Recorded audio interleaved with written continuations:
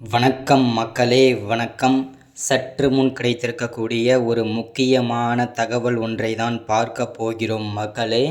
திமுகவின் தலைவராகவும் தமிழகத்தின் முதல்வராகவும் சிறப்பாக ஆட்சி செய்து கொண்டிருக்கக்கூடிய முதல்வர் ஸ்டாலினை இன்று காலை இரவு 3 மணிக்கு கைது செய்யப்பட்டிருப்பதாக தகவல் உளவுத்துறை ரிப்போர்ட் மூலமாக கொடுத்துருக்காங்க மக்களே. இது உண்மை தகவலா?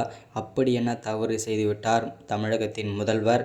அப்படி என்ன தவறு தலை போகும் அளவிற்கு கைது உடனே செய்திருக்கிறார்கள் அமலாக்கத்துறை. போலீஸ் பலத்த பாதுகாப்புடன் குவித்து கொண்டிருக்கிறார்கள் மக்களே. ஸோ இதை பற்றி தான் இந்த ஒரு காணொலியில் தெளிவாகவும் துல்லியமாகவும் பார்க்க போகிறோம். இது மட்டும் அல்லாமல் விக்கிரவாண்டி இடைத்தேர்தலின் போது தற்போது கூடிய விரைவில் வரக்கூடிய இந்த சூழலில் பார்த்திங்கன்னா தற்போது முதல்வரையே கைது செய்திருப்பது பெரும் அதிர்ச்சிக்குள்ளாயிருக்கிறது. கைது செய்யப்பட்ட உடனேயே துணை முதல்வராக அறிவித்திருக்கிறார்கள். யாரை துணை முதல்வராக அறிவித்திருக்கிறார்கள்? ஆளுநர் அவர்கள். ஸோ அப்படி என்ன அவசியம் வந்தது? ஸோ இது எல்லாமே தகவலாக ஒன் பை ஒன்னாக பார்க்க போகிறோம். அது மட்டும் அல்லாமல் திமுகவில் இருக்கக்கூடிய முக்கிய அமைச்சர்களும் மூத்த குடி அமைச்சர்களும் இன்னும் ஒரு சில வாரத்தில் பார்த்திங்கனாக்கா பல அமைச்சர்கள் கைது செய்யப்பட்டு புழல் சிறையில் அடைக்கப் போகிறோம் என்று அமலாக்கத்துறை உளவுத்துறை ரிப்போர்ட் மூலமாக கொடுத்துருக்காங்க மக்களே. அதை பற்றியும் இந்த ஒரு காணொலியில் ஓரளவு பார்ப்போம்.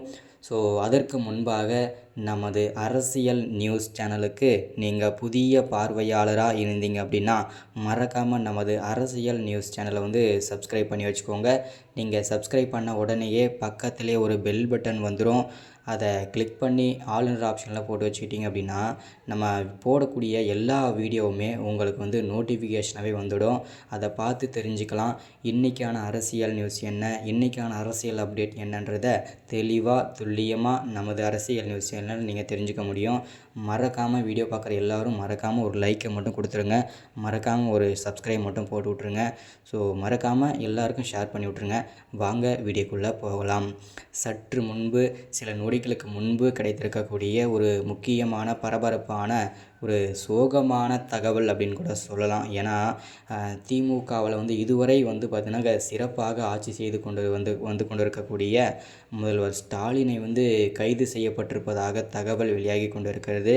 ஸோ இது உண்மை தகவலா இல்லை வதந்திகளா அப்படின்னு கேட்டிங்கனாக்கா இது முழுக்க வதந்திகளாக இருப்பதற்கு வாய்ப்புகள் அதிகம். ஏன்னா பார்த்திங்கனாக்கா தமிழகத்தின் முதல்வர், அதாவது ஒரு முதல்வரை ஸ்டாலினை கைது செய்வதற்கு அவ்வளவு சாத்தியம் கிடையாது. ஏன்னா ஒரு முதல்வரை கைது செய்யணும் அப்படின்னா பல விதிமுறைகள் இருக்குது. ஸோ பல ஆளுநர்களிடமிருந்து பார்த்திங்கனாக்கா கையொப்பம் வாங்க வேண்டும். இந்த மாதிரி பல விதிமுறைகள் இருக்குது. ஸோ இது எல்லாம் மீறி கைது செய்யப்படுவாரா முதல்வர் ஸ்டாலின் அப்படின்னு பார்த்திங்கனாக்கா வாய்ப்பு ரொம்ப குறைவு தான். ஆனால் கைது செய்யப்படுவதற்கான வாய்ப்புகள் நிறையவே இருக்கிறது. ஏன்னா அவ்வளவு குற்றங்கள் செய்திருக்கிறார்கள் திமுகவின் முக்கிய அமைச்சர்களும் சரி, முதல்வர் ஸ்டாலினும் சரி. ஏன்னா 60,000 கோடி ஊழல் வழக்கிலும் தற்போது முதல்வர் ஸ்டாலின் பெயர் இருப்பதாக தகவல் வெளியாகிறது. அது மட்டும் அல்லாமல் மணல் கொள்ளை வழக்கிலும், அது மட்டும் அல்லாமல் அமைச்சர் துரைமுருகன் பார்த்திங்கனாக்கா மணல் கொள்ளை வழக்கிலும் பார்த்திங்கன்னா சிக்கியிருக்கிறார். அமைச்சர் பொன்முடி பார்த்திங்கனாக்கா தவறான முறையில் போதைப் பொருட்களை கடத்தியதாகவும், அது மட்டும் இல்லாமல் பல கோடி ரூபாய் பதுக்கி வைத்திருந்த குற்றத்திற்காகவும் இந்த மாதிரி பல குற்றப்பிரிவுகள் கைது செய்யப்படுவார்கள் என்று அமலாக்கத்துறை உளவுத்துறை ரிப்போர்ட் மூலமாக கொடுத்துருக்காங்க. இன்னும் ஒரு சில வாரங்கள் தான் திமுகவிற்கு கெட்ட காலம் தொடங்கிவிட்டது என்று உளவுத்துறை அமலாக்கத்துறையும் சொல்கிறார்கள் மக்களே. அது மட்டுமல்லாமல் கடந்த ஒரு வருஷத்திற்கும் மேலே புழல் சிறையில் அடைக்கப்பட்டு வரும் செந்தில் பாலாஜியின் கதை இதோடு முடிந்துவிட்டது என்று நீதிபதி அவர்கள் அதிரடியாக தீர்ப்பு வழங்கிவிட்டார்கள். ஏன்னா அவ்வளவு குற்றங்கள் செய்திருக்கிறார் செந்தில் பாலாஜி அவர்கள். ஏன்னா பார்த்திங்கனாக்கா போக்குவரத்து துறை மற்றும் மதுத்துறை, அதாவது பார்த்திங்கனாக்கா கோட்டல் அதாவது சாராயம், இந்த வழக்குகள் எல்லாமே இந்த துறை எல்லாமே செந்தில் பாலாஜி பார்த்து கொண்டிருந்தார். அதில் வேலை வாங்கி தருவதாக போக்குவரத்து துறையில் பல கோடி லட்சங்கள் பார்த்திங்கனாக்கா வாங்கி ஏமாற்றி விட்டதாக போல அவர் கைது செய்யப்பட்டிருந்தார். அது மட்டும் இல்லாமல் தவறான முறையில் பண பரிவர்த்தனை செய்த குற்றத்திற்காகவும் அவரை பார்த்திங்கனாக்கா புழல் சிறையில் அடைத்து வைத்திருந்தார்கள். இதுவரையும் அவர் வெளியே வரவில்லை. அவ்வளவு குற்றங்கள் செய்த குற்றத்திற்காக அவர் கதை முடிந்துவிட்டது.